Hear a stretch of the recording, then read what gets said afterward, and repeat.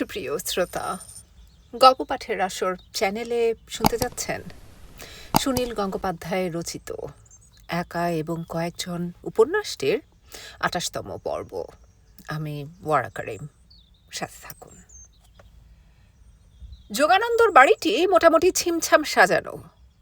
বাড়িটির বাইরে থেকে যেরকম সুন্দর, অন্দরমহলের গৃহকর্ত্রীটিও তেমন সুন্দরী। মহিলা প্রায় যোগানন্দর সমান বয়সী, গায়ের রং কালো, কিন্তু তার মুখে ও শরীরে এমন এক লাবণ্য আছে যাতে গায়ের রঙের কথা মনেই থাকে না। যোগানন্দ সেই মহিলাকে দেখিয়ে সূর্যকে বলল, অমর, ইনি তোমার বৌদি হন, প্রণাম করো, প্রণাম করো। এক প্রকার জোর করে প্রণাম করালো সূর্যকে দিয়ে। তারপর স্ত্রীকে বলল, ভালো মন্দ কিছু খেতে দাও তো, তোমার দেওরটি না খেতে পেয়ে পেয়ে শুকিয়ে গেছে, দেখছো না? যোগানন্দ বাড়ির সংলগ্ন একটা দোকান খুলেছে, টিউবওয়েলের যন্ত্রপাতির। তার অবস্থা বেশ সচ্ছল বলে মনে হয়। নিজের থেকেই সে সূর্যকে শোনালো যে তার সংসারের সঙ্গে বনিবনা না হওয়ায় সে তার জমিদার পিতার কাছ থেকে নিজের সম্পত্তির অংশ নিয়ে এসে এখানে বাড়ি করেছে। বিপ্লব টিপ্লব নিয়ে সে আর মাথা ঘামাতে চায় না। ওসব পাগলামি ছাড়া আর কিছুই না। দেশ যখন স্বাধীন হবার আপনিই হবে। ২-৪টে বোমা পিস্তল নিয়ে যারা বিপ্লব করার কথা ভাবে তারা স্রেফ গোয়ার। গোয়ার তুমি করে প্রাণ দেবার স্বাদ তার নেই। সূর্য একদৃষ্টে যোগানন্দের দিকে তাকিয়ে থেকে ভাবে, এইসব কথা সেই ডাকাতি করার পরেই কেন মনে হলো যোগানন্দর? ডাকাতির আগে কেন মনে পড়েনি? তখন তো ওর দারুণ উৎসাহ ছিল। ডাকাতির পরিকল্পনাটাও মোটামুটি ছিল ওরই। এই যোগানন্দকে দেখেই সূর্য একসময় দারুণ মুগ্ধ হয়েছিল। চন্দননগরের সে পোড়ো বাড়িতে সকালবেলা যোগানন্দ তাকে এমন আন্তরিকভাবে কয়েকটা কথা বলেছিল যা এখনও তার বুকে লেগে আছে। যোগানন্দ বলেছিল, ভাই অমর, দেশের কাজকে যদি তোমার নিজের কাজ বলে ভাবতে পারো তাহলে এ পথে থেকো। কোনো দিন কোনো প্রতিদান আশা করো না। আর সবাই ছেড়ে চলে গেলেও তোমাকে থাকতে হবে, এই কথাটা সব সময় মনে রেখো।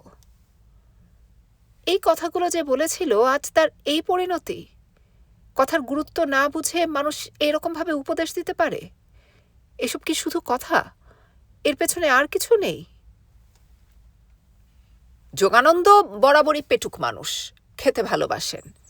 এখন তার খাওয়া দাওয়া একটা উৎসবের মতন। সারা দিন ধরেই খাওয়া দাওয়ার ধুম লেগে আছে। তার স্ত্রী শ্যামলী রান্নার ব্যাপারে একজন শিল্পী। প্রত্যেক বেলা শুধু মাছই রান্না হয় ৩-৪ রকম।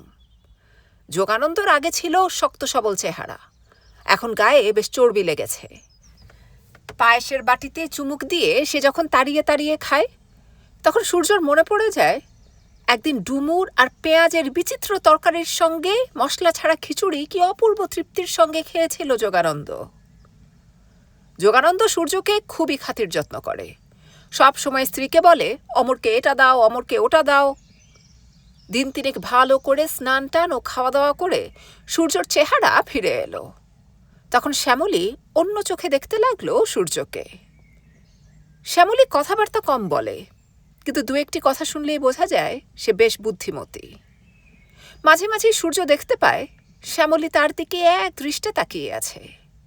সূর্যের অনুপস্থিতিতে সূর্যর ঘরে পরিষ্কার জামা কাপড় রেখে যায়। রাত্রির বেলা তার মাথার কাছে জল ঢাকা থাকে। প্রথম ৩ দিন শ্যামলী সূর্যর সঙ্গে সাধারণ সৌজন্যসূচক ২-৪টে কথা ছাড়া কিছুই বলেনি।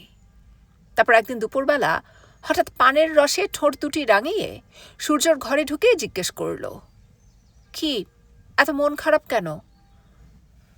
সূর্য তখন জানলার ধারে গুম মেরে বসেছিল। গম্ভীর হয়ে থাকলেই তার মুখে এক ধরনের গাঢ় বিষণ্ণতা ফুটে ওঠে। তার ফর্সা সুন্দর মুখে সে বিষণ্ণতা কেমন যেন অদ্ভুত দেখায়।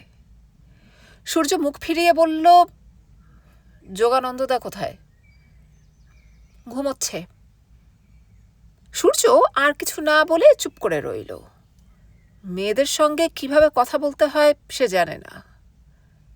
শ্যামলী একটু বাদে এগিয়ে এসে বলল, আপনি বলবো না তুমি বলবো? তুমিই বলি। তোমার বয়স কত? সূর্য বলল, 18। বাবা, এর মধ্যে এত লম্বা হয়ে গেছো? তুমি তো তোমার এই দাদাটিকেও ছাড়িয়ে গেছো। আচ্ছা ভাই অমর, তুমিও কি এখন তোমার দাদার মতন দল ছাড়া? এ বাড়িতে এদের মুখে অমর ডাক শুনে সূর্যর এখনো অস্বস্তি হয়। তার বাবার নাম অমর, বাবার নামে ছেলেকে কেউ ডাকলে ছেলের কানে সেটা অদ্ভুত শোনাবেই, কিন্তু তার দল থেকে তাকে এই ছদ্মনামটা দেওয়া হয়েছিল। সূর্য বলল, আমি কোনোদিন কোনো দলে ছিলাম না।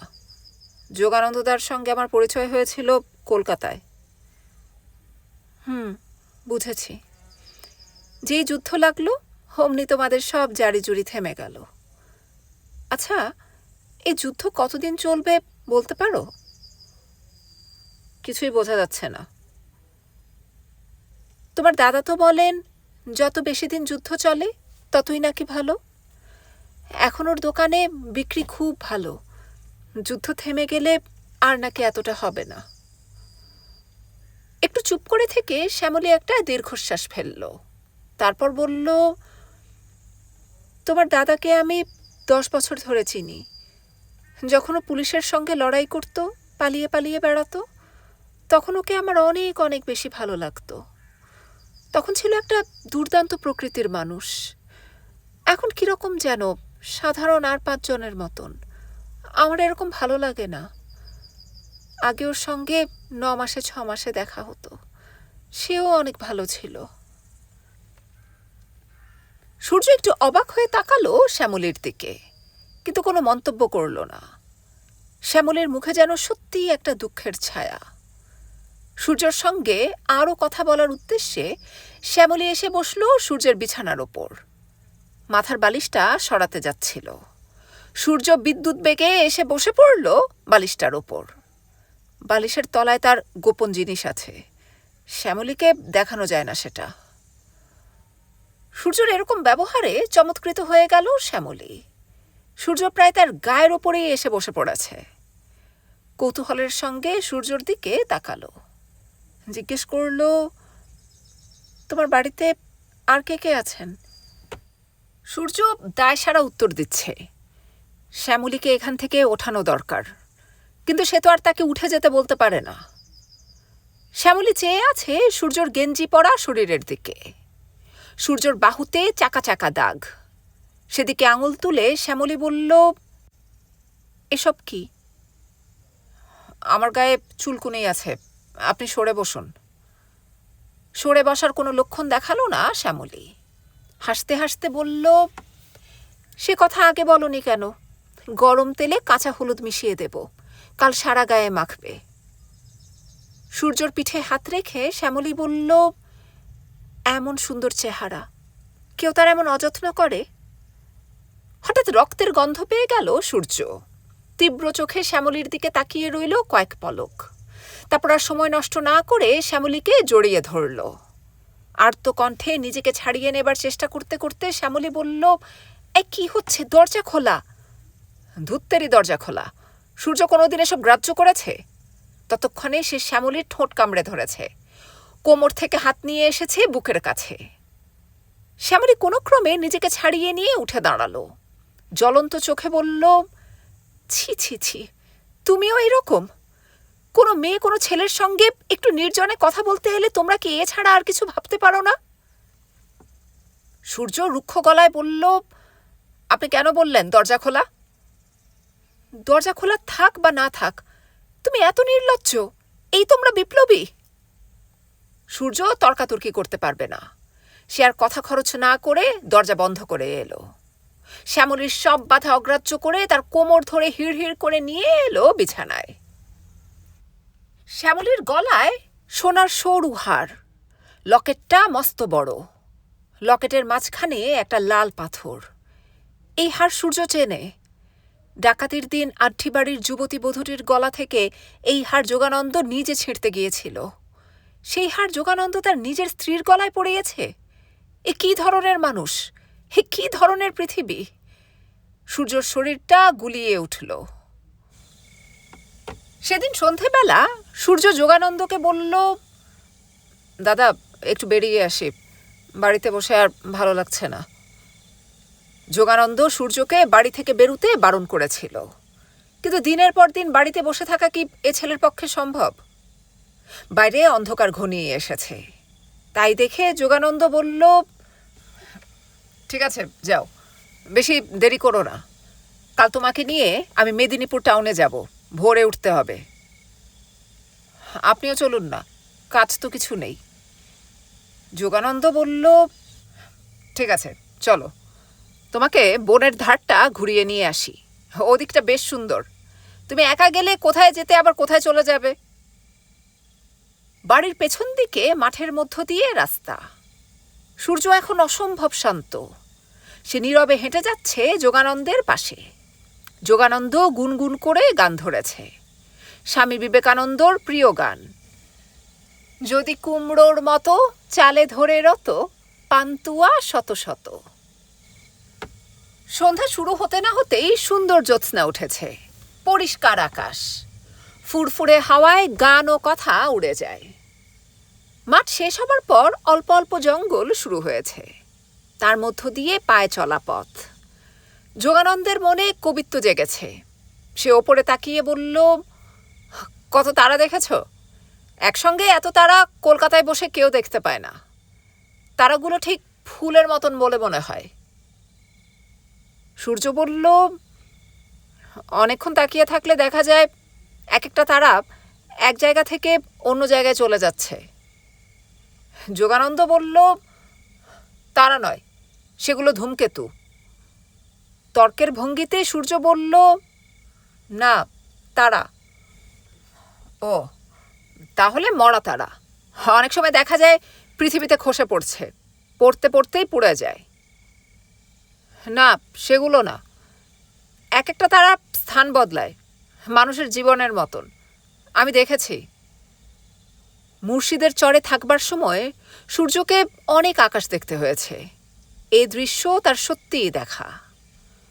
যোগানন্দ বিড়বিড় করে বলল, সত্যিই মানুষের জীবন বদলায়, বড্ড ঘন ঘন বদলায়। আমি অনেক বদলেছি। আমাকে দেখে তুমি অবাক হচ্ছ না? কাল থেকে কিন্তু আমার অনুতাপ হচ্ছে।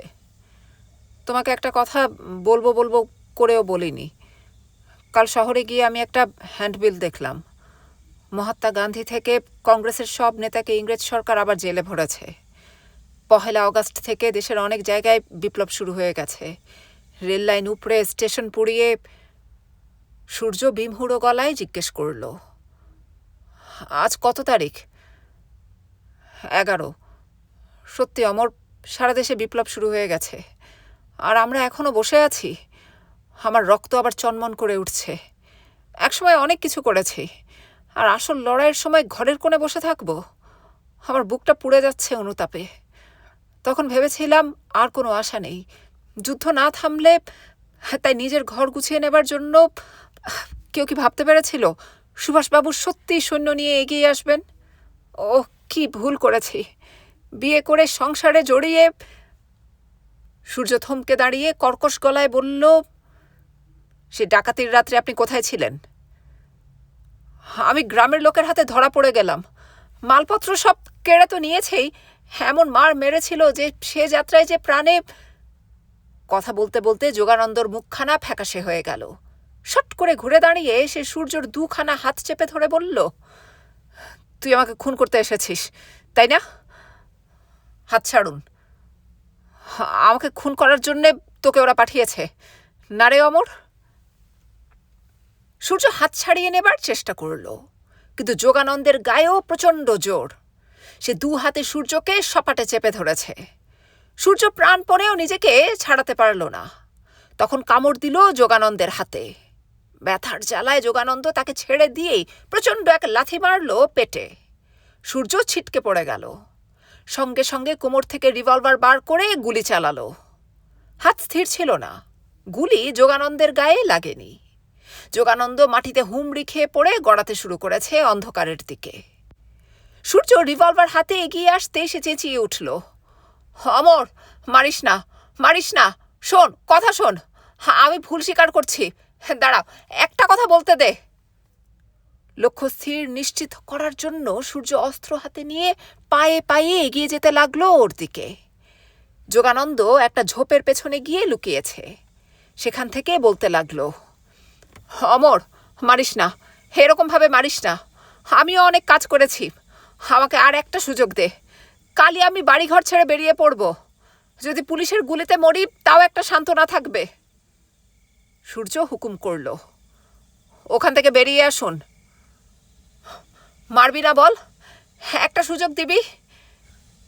বেরিয়ে আসুন আগে, এতে এখনো 5টা টোটা আছে, এইখান থেকে আমি আপনাকে শেষ করে দিতে পারি। বেরিয়ে আসুন। যোগানন্দ বেরিয়েই সূর্যর পায়ের ওপর ঝাঁপিয়ে পড়ল। সূর্যর মুখখানা পাথরের মতন শক্ত। যোগানন্দর মাথা টিপ করে রিভলভার তুলেছে। যোগানন্দ হাউ হাউ করে কেঁদে বলল, এরকমভাবে মারিস না, আমাকে পুলিশের গুলিতে মরতে দে। ঠিক অমর, তোর কাছে কথা দেওয়ার কিছু নেই, আমার নিজেরই অসম্ভব অনুতাপ হচ্ছে। আমি যা ভুল করেছি আমার প্রায়শ্চিত্ত করতে হবেই। সূর্য হিংস্রভাবে বলল, আবার যদি কোনো ভুল হয় তাহলে আমি নরকে গিয়েও আপনাকে খুঁজে বার করব। সেই রাত্রে শ্যামলী সূর্যর ঘরে জল রাখতে এলে সূর্য দরজার সঙ্গে তাকে চেপে ধরে। গলার হাড়টা এক টানে ছিঁড়ে ছুঁড়ে ফেলে দেয় বাইরের অন্ধকারে। ঠাস ঠাস করে তার দুগালে 2টি চড় মারে। শ্যামলী এতই অবাক হয়ে যায় যে তার মুখ দিয়ে কথা বেরোয় না। সূর্য যেন উন্মত্ত হয়ে উঠেছে। আবার একটা প্রচণ্ড চড় মেরে বলে, লোভের শেষ নেই না? আর সব গয়না কোথায়? একটু পরেই দেখা যায় শ্যামলী সূর্যর পায়ের কাছে বসে কাঁদছে। দূর থেকে ছুটে আসছে একটা মিছিল। ঠিক মিছিল নয়, বিশৃঙ্খল জনতা। নদীতে যেমন সারাসারির বান আসে, তেমনি মাঠের উপর দিয়ে ছুটে আসছে একটা উত্তাল ঢেউ। হ্যাঁ, ছুটেই আসছে মনে হয়। প্রিয়জনের দুঃসংবাদ শুনে মানুষ যেরকমভাবে ছুটে আসে। এই জনতার কোনো কর্ণধার নেই, যেন মনে হয় চতুর্দিকের মাঠ ঘাট জঙ্গল নদী নালা পেরিয়ে মানুষ ছুটে আসছে এই দিকে, এই মন্তেশ্বর থানার দিকে। গতকাল এই থানার সামনে গুলি চলেছিল, মারা গেছে 2 জন মানুষ, আহত 7 জন, বন্দির সংখ্যা 103। জনতা ছুটে আসছে, এর মধ্যে আছে শিশু, বৃদ্ধ ও নারী। ছেঁড়া ময়লা পোশাক, অনেকেরই শরীরের অর্ধেকের বেশি নগ্ন, অনেকেই রোগা, হাড় জিরজিরে চেহারা। ম্যালেরিয়া, অনাহার ও ব্রিটিশ শাসন যাদের ছিবড়ে করে ফেলেছে, আজ তারা ছুটে আসছে ভূতগ্রস্তের মতন। দুর্বল গলায় তারা চেঁচাচ্ছে, কারেঙ্গে ইয়ে মারেঙ্গে, ব্রিটিশ রাজ ভারত ছাড়ো, সমস্ত বন্দীদের মুক্তি চাই, চাই চাই চাই, প্রতিধ্বনির মতন শোনায়। বেলা 11টা। এ সময় এইসব মানুষের মধ্যে অনেকেরই ক্ষেত খামারে থাকার কথা। কেউ স্কুলে, কেউ ডাক্তারখানায়, রান্নাঘরে, হাটে বাজারে। আজ সেসব কাজ ফেলে মানুষ এদিকে ছুটে আসছে চিৎকার করতে করতে। মাথার ওপরে ঝাঁঝা রোদ্দুর, অনাবৃষ্টিতে ফেটে ফেটে গেছে মাটি, গাছগুলোর পাতা বিবর্ণ। একটা বড় অশ্বত্থ গাছের নিচে দাঁড়িয়ে রয়েছে সূর্য আর যোগানন্দ। যোগানন্দ একটা বিড়িতে ঘন ঘন টান দিচ্ছে আর পিচ পিচ শব্দ করে থুতু ফেলছে মাটিতে। সূর্য এক দৃষ্টিতে তাকিয়ে আছে অগ্রসরমান জনতার দিকে। ওরা যেখানে দাঁড়িয়ে আছে তার একটু দূরেই রেল লাইন। 2 দিন ধরেই ট্রেন বন্ধ। যোগানন্দ তিক্ত গলায় বলল, এদের হাতে যদি একটা করে যে কোনো অস্ত্র থাকতো তাহলে ওই কটা পুলিশ রুখতে পারতো ওদের। গান্ধীজি শেষ পর্যন্ত কুইট ইন্ডিয়া স্লোগান দিলেন, আর এটা বুঝলেন না যে মেরে না তাড়ালে ইংরেজ যাবে না। লোকজন যেরকম ক্ষেপে উঠেছে, কিছু অস্ত্র থাকলে অনায়াসে এক একটা অঞ্চল স্বাধীন করে ফেলা যেত। সূর্য বলল, কালকে ইশতেহারে পড়লাম বিহার ইউপির কয়েকটা জায়গা স্বাধীন হয়ে গেছে, ব্রিটিশ শাসনের কোনো চিহ্ন নেই। কিন্তু কদিনের জন্য? চিরদিনের জন্য। যুদ্ধে হারতে বসেছে ইংরেজ, আর এদেশে ফিরতে পারবে না। ব্রজগোপাল দাস, শঙ্করদার সঙ্গে কোনো যোগাযোগ হলো না। কে কোথায় আছে কোনো ঠিক নেই। দাদারা প্রায় সবাই গিয়ে এখন কংগ্রেসে ভিড়েছে। এবছরই স্বাধীনতা এলে নাম হবে শুধু কংগ্রেসের, আমরা কেউ না। এক সুভাষবাবু যদি সৈন্য নিয়ে ঢুকে পড়তে পারেন তাহলে উনি অন্তত আমাদের চিনবেন। সুভাষবাবু আসছেন ঠিকই, কিছুই তো বুঝতে পারছি না। একসঙ্গে আরম্ভ হবার কথা ছিল না? ওদিক থেকে সুভাষবাবু আসবেন আর এদিক থেকে দেশের মধ্যে সবকিছু অচল করে দিয়ে, যাকগে, যা থাকে কপালে। আজ আমি মরব। সূর্য থানার দিকে মুখ ঘুরিয়ে বলল, আমিও মরব, কিন্তু মেরে মরব। যোগানন্দ বলল, মরে যাওয়াই ভালো। এরপর নিজেদের মধ্যে কত রকম দলাদলি কাটাকাটি দেখতে হবে কে জানে। আমি জীবনে একবার শুধু ভুল করেছি, কিন্তু বড় বড় নেতারা আরো অনেক বড় ভুল করেছেন। সূর্য আর যোগানন্দ এখন দুদিকে ফিরে আছে। সূর্য নজর রেখেছে থানার দিকে। লাল রঙের থানার সামনে খানিকটা ফুল বাগান। গেটের দুপাশে কতকগুলো সাদা রং করা টব উল্টে বসানো। গেটের বাইরেই একটা জিপ, তার সামনে সারিবদ্ধভাবে দাঁড়িয়ে আছেন 8 জন পুলিশ। থানাটা ছোট, কিন্তু গতকাল একটা বড় রকমের কাণ্ড করে ফেলেছে। জনতার ঢেউ এর মধ্যে এগিয়ে এসেছে অনেক কাছে। চিৎকার ও শোরগোল এখন স্পষ্ট। উত্তেজিত ও আর্ত চিৎকার, কোনো শব্দ বোঝা যায় না। অনেকেরই হাতে তেরঙা ঝান্ডা। যোগানন্দ বলল, অমর দেখ দেখ, একজন বুড়িও পতাকা হাতে নিয়ে এসেছে মিছিলে। সূর্যর গায়ে গেঞ্জি নেই।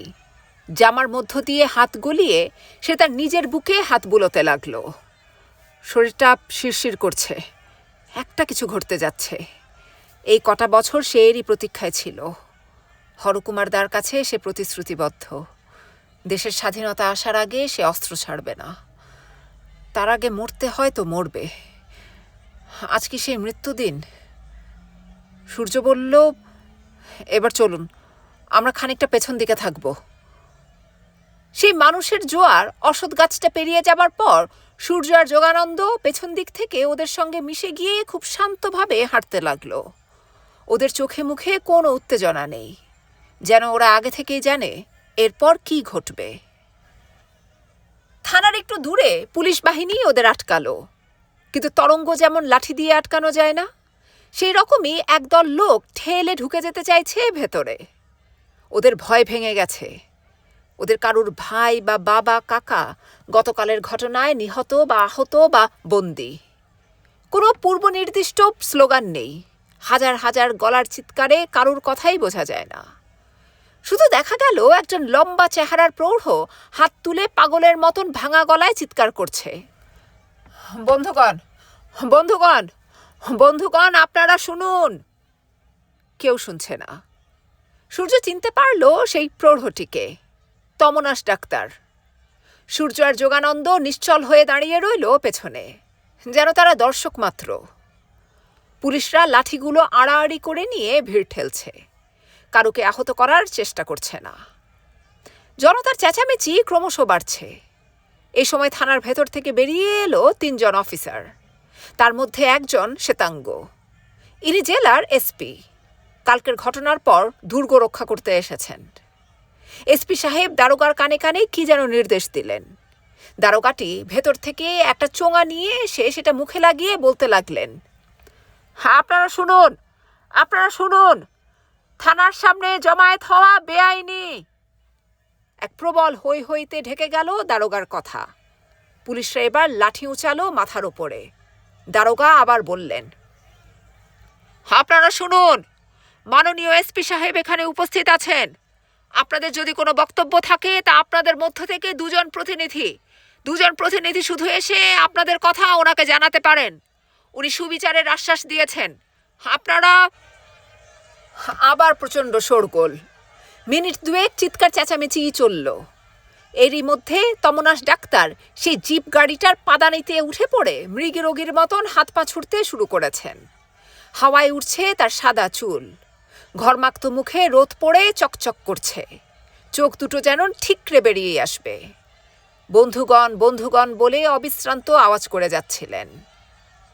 জনতার শোরগোলের এক মুহূর্ত বিরতি পেতেই তিনি বলে উঠলেন, বন্ধুগণ, আবেদন নিবেদনের দিন শেষ হয়ে গেছে। আমরা কোনো আবেদন করতে চাই না। আমরা সমস্ত বন্দীদের মুক্তি চাই, আজই, এই মুহূর্তে।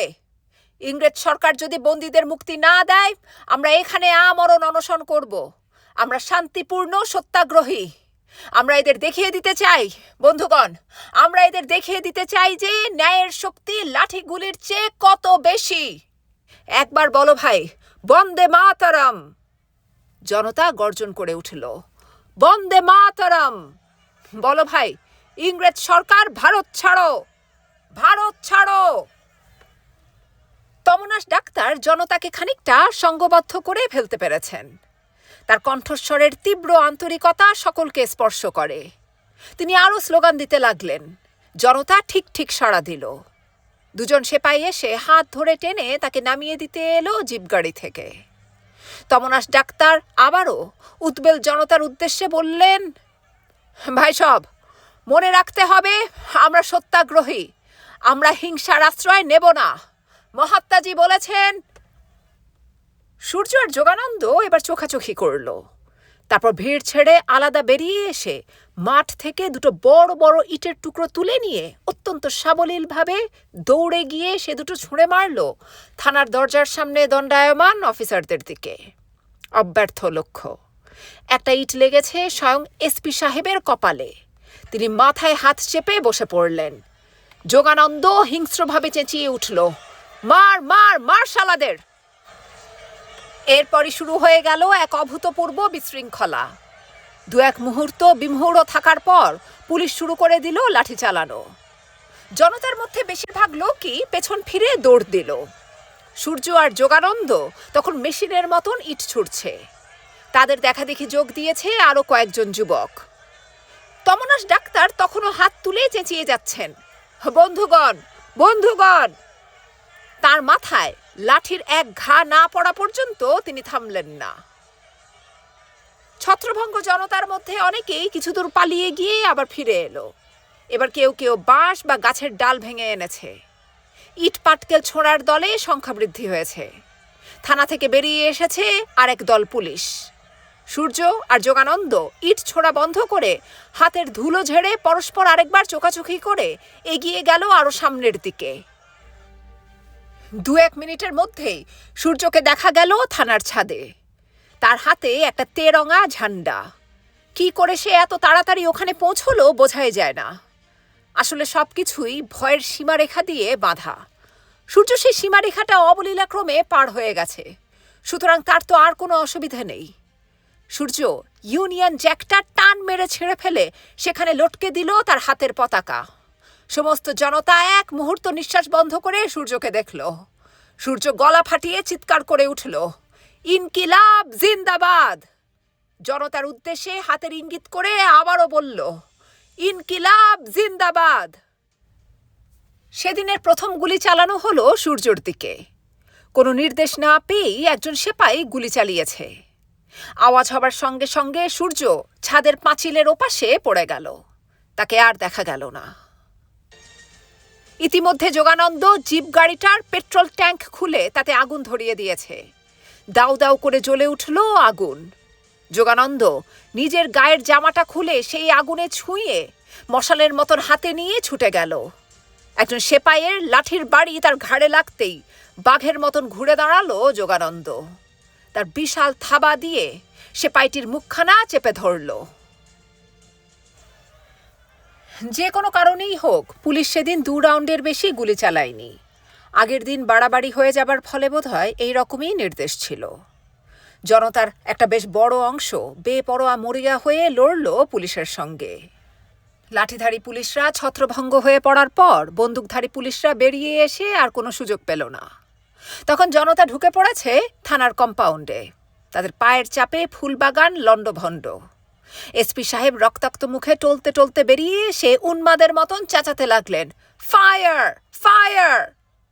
তার নিজের হাতেও রিভলভার। এ সময় সূর্যকে আবার দেখা গেল থানার ছাদে। তার হাতে খোলা রিভলভার। সে লক্ষ্য ঠিক রেখে অত্যন্ত হিসেব করে গুলি চালাতে লাগল। গুলিবিদ্ধ এসপি সাহেবের মুখে এত অসংখ্য পদাঘাত পড়ল যে মানুষটিকে আর কোনো দিন চেনা যাবে না। কয়েকজন সিপাহী সমেত দারোগাবাবু আত্মসমর্পণ করলেন। 3 জন সিপাহী এবং একজন এসআই মুমূর্ষু। জনতার মধ্যে 16-17 জনের অবস্থা সংকটজনক। তাদের মধ্যে একজন তমনাশ ডাক্তার। ডাক্তারকে প্রাথমিক চিকিৎসা দেবারও কেউ নেই। কপাল ফেটে রক্ত গড়াচ্ছে, খালি গা। যোগানন্দ বিজয়ীর মতন দাঁড়ালো থানার সিঁড়িতে। তার এক হাতে একজন সিপাহীর রাইফেল। জ্বলন্ত চোখে বলল, ভাই সব, কুত্তার বাচ্চারা হেরে গেছে। ঠিক মতো মুগুর দিয়ে পেটাতে পারলে সবকটা কুত্তাই মরবে কিংবা পালাবে। আমরা কারুকে ছাড়ব না।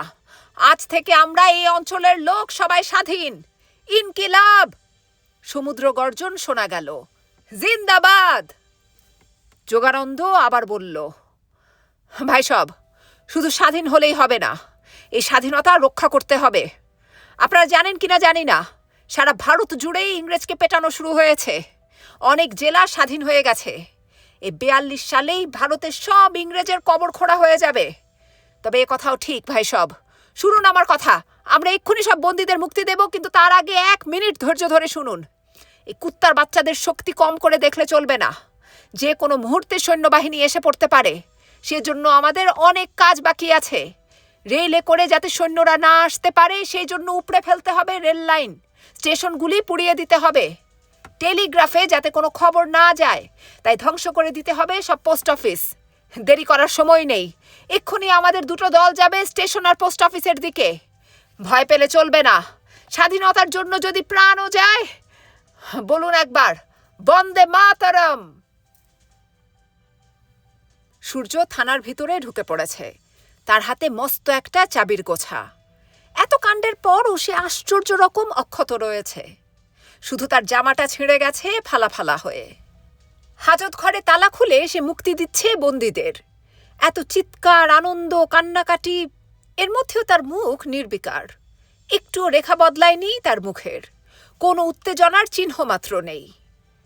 সে যখন বেরিয়ে এলো থানার বাইরে, তখনও যোগানন্দ বক্তৃতা দিয়ে চলেছে। সূর্যকে দেখে যোগানন্দ উচ্ছ্বাসের সঙ্গে জনতাকে উদ্দেশ্য করে আবার বলল, আপনারা দেখুন এই বীরযোদ্ধাকে। আজকের লড়াইয়ে ইনি। সূর্য তাকে মাঝপথে থামিয়ে দিয়ে রূঢ় গলায় বলল, এখন চলুন। একটু বাদেই সূর্য আর যোগানন্দের নেতৃত্বে 2টো দল আলাদাভাবে চলে গেল পোস্ট অফিস আর স্টেশনের দিকে। পোস্ট অফিসে কোনো বাধাই পাওয়া গেল না। ক্রুদ্ধ জনতা সেখানে অগ্নুৎসবে মেতে উঠল। রেল স্টেশনে 2জন সেপাই ছিল পাহারায়।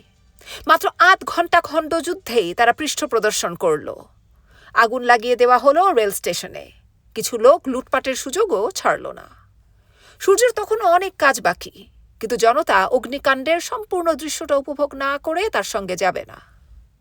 সূর্য তখন স্টেশনের কুলি, কামিন ও বন্দি সেপাইদের বাধ্য করল রেল লাইন খুঁড়ে তুলে ফেলতে। কিছু দূর অন্তর অন্তর রেল লাইন অচল করে দেওয়া হলো। মেদিনীপুরের একটি মহকুমা সত্যি সেদিন স্বাধীন হয়ে গেল। সে তল্লাটে কোথাও আর ব্রিটিশ শাসনের চিহ্ন রইল না। সেদিন রাস্তায় রাস্তায় শুধু চিৎকার আর উল্লাস।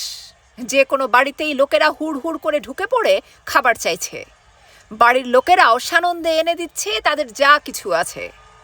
সূর্যকে কোন বাড়িতে খাওয়ানো হবে তা নিয়ে কাড়াকাড়ি পড়ে গেল লোকের মধ্যে। খবর পাওয়া গেল যোগানন্দ তার দলবল নিয়ে পাশের গ্রামে চলে গেছে আঞ্চলিক কংগ্রেস নেতাদের সঙ্গে আলোচনা করার জন্য।